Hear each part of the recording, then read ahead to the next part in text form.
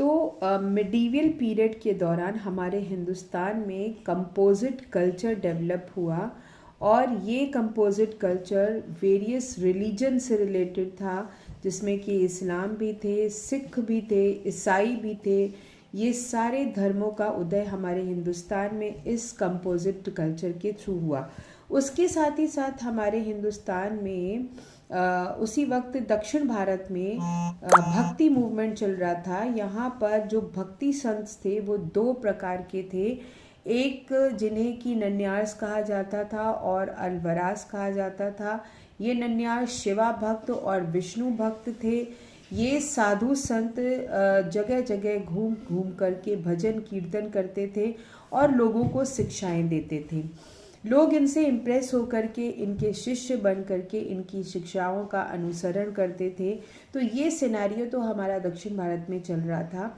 अब हमारे देश के उत्तर भारत में सेंट्रल एशिया से बहुत सारे सूफी संत इन इस्लामिक रूलर से इंस्पायर होकर के हिंदुस्तान में आना शुरू हुए।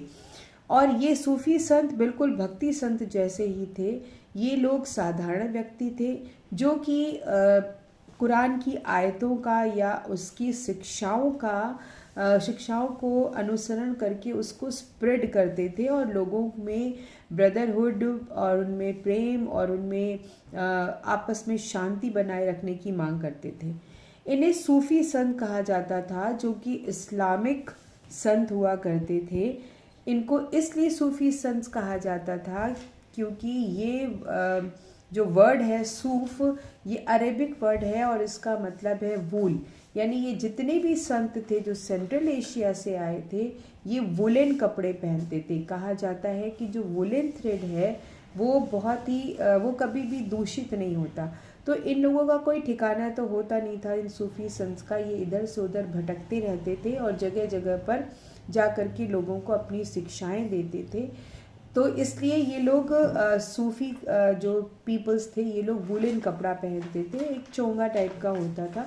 ये इसको पहन करके देश विदेशों में घूम करके अपनी शिक्षाओं को देते और ये लोग भी भजन कीर्तन करते थे। यानी कि ये लोग जो इनके भजन कीर्तन का फॉर्म था वो कव्वाली में होता था। ये कव्वाली गा करके ऊपर वाले या अल्लाह की इबादत करते थे। तो हमारे हिंदुस्तान में उस वक्त कई सारे सूफ़ी सेंट्स आए, जिनमें सलीम चिश्ती और मोइनुद्दीन चिश्ती ऐसे कई सूफ़ी सेंट्स थे, जिनके हमारे कई हिंदूज़ भी उनके फॉलोवर बने। क्योंकि